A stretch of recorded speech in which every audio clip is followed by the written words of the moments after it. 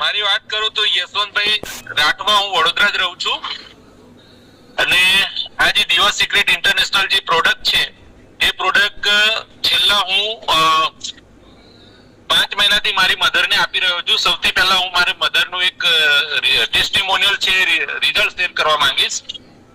મારી મમ્મીને સંધિવા છે, છેલ્લા લગભગ 7 વર્ષથી હતું આર્થરાઇટિસ નો પ્રોબ્લેમ. તો અમે ઘણી બધી દવા પણ યુઝ કરી, પછી આયુર્વેદિક દવા પણ વાપરી, પણ શું છે કે મારે તો કેવું કે મમ્મીને જલ્દી સારું થાય એવું ઈચ્છતો હતો. અને હસદાસ સર જોડે વાત થઈ તો હસદાસ સર પાસે આ વાત થયા પછી આ પ્રોડક્ટ આપી મેં. સાહેબ અત્યારે 5 મહિના થયા છે મમ્મીના, 5-6 મહિના જેવા આ પ્રોડક્ટ લેતા. ઘરમાં લાકડીના ટેકે ચાલતા હતા, અત્યારે લાકડી વગર ચાલે છે. બીજું કે ઘરમાં ખાટલા પર બેસી જાય તો આજુબાજુ 2 જણ પકડે અને ત્યારે અમે એને ઊભા કરી શકતા હતા, અત્યારે બિંદાસ એની જાતે ઊભા થઈ જાય છે. સાથે સાથે હું પણ આ પ્રોડક્ટ ને યુઝ કરી પોતે, મને પાછળ બેક પેન થતું હતું, સતત આપણે કન્ટિન્યુ ડ્રાઈવ કરીએ ને તો બેક પેન થતું હતું. એના માટે હું ચાલુ કરી હતી, તો એમાં તો મને રાહત થઈ. સાથે સાથે સ્કિન નો થોડો પ્રોબ્લેમ રહેતો હતો, એ સ્કિન પર બી મને રાહત થઈ ગઈ.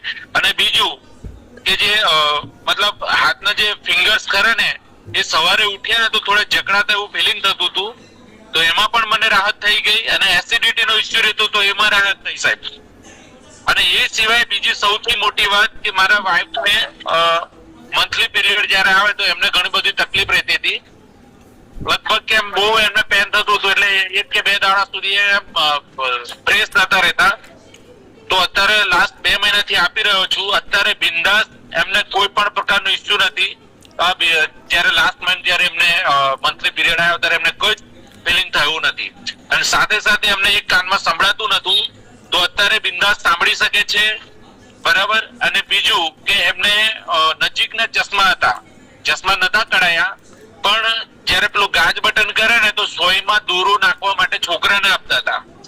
અત્યારે એ જાતે સોયની અંદર દોરો પૂરી નાખે છે સાહેબ. એટલે આ એક એનું વિઝન પણ ક્લિયર થયું એવું કહી શકીએ આપણે.